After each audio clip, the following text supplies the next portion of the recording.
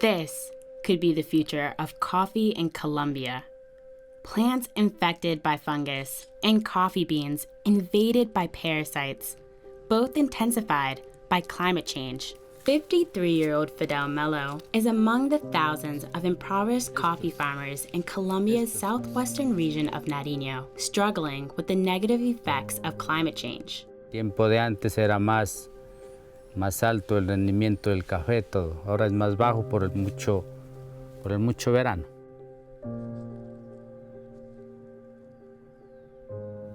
In this province alone, about 40,000 families depend on small coffee farms to sustain them. Fidel understands that the coffee fungus and the parasites are made worse by rising temperatures, severe droughts, and unseasonal rain. And he knows that it's only a matter of time until conditions deteriorate further. However, at the epicenter of the region's struggle to preserve its coffee industry and to help people like Fidel who drive it is Catholic Relief Services, also known as CRS. In the province of Nariño, CRS is located here in the city of Pasto. CRS has worked in Colombia for more than 50 years, delivering resources and aid to communities in need.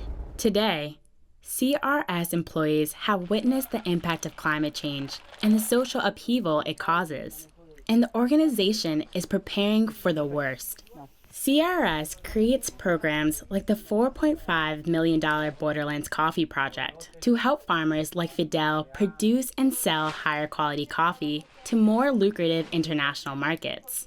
CRS also encourages farmers to switch from single crop farming based exclusively on coffee to a more diversified and subsistence-based model.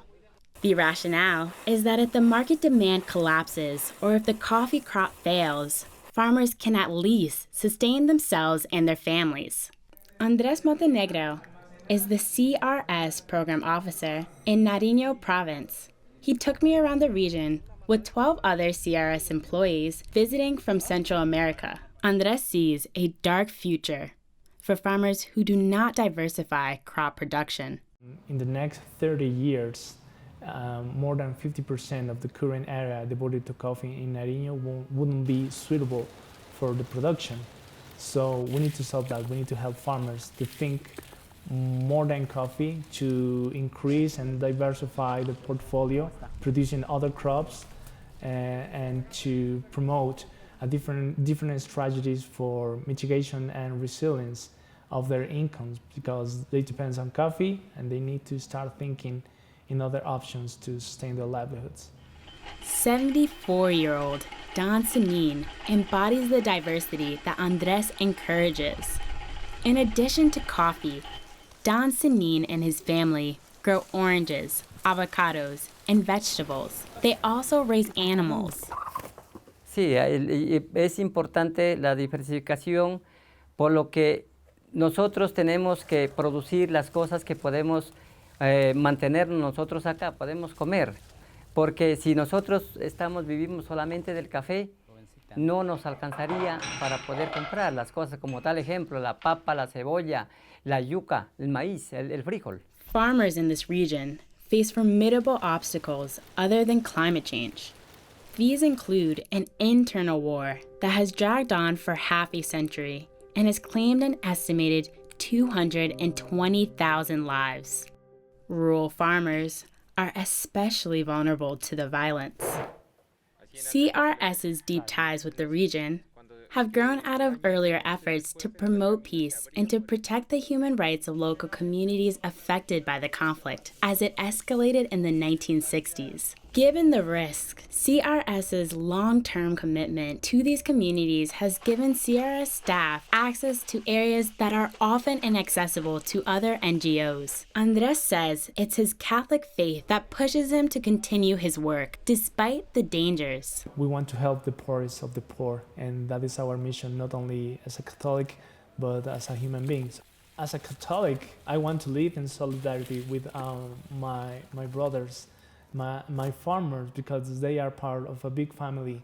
Part of Andrés' larger family is Father Joe, a Jesuit priest who has dedicated the past 10 years to helping coffee farmers adjust to the challenges posed by climate change. He manages the Catholic Church's property on the outskirts of Pasto called Villa Loyola. It's a kind of laboratory for innovations in farming techniques, like this coffee bean drying station. Father Joe is clear the Catholic social teaching powerfully informs his calling. Como una vocación personal y también una vocación que tiene respaldo de mi comunidad, de la Compañía de Jesús, por acompañar estas comunidades campesinas a mejorar su calidad de vida, y también al hacerlo junto con ellos podemos también contribuir al cuidado de la creación. Derived from post-Vatican II liberation theology and recently affirmed by Pope Francis's encyclical on climate change, CRS pursues an agenda of social justice through a preferential option for the poor and the goal of caring for the environment as God's creation. Its faith-based commitment distinguishes Catholic Relief Services from other NGOs working in the region and in Colombia. The government of Nariño has embraced CRS's efforts and has given more than $8 million to support CRS's coffee projects. But the storm gathering on Colombia's horizon is not about to dissipate. Locked into a sometimes rigid global system of supply and demand, the small farmers here have little alternative to feeding that demand as best they can in order to survive.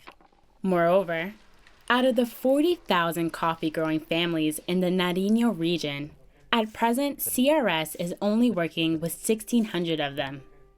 CRS continues to help coffee farmers like Fidel, who sees his coffee production decline every year. Entonces van quedando pelados y se van muriendo ellas, van muriendo. Entonces uno toca de pues renovar eso porque se va acabando, ya va quedando tierra limpia.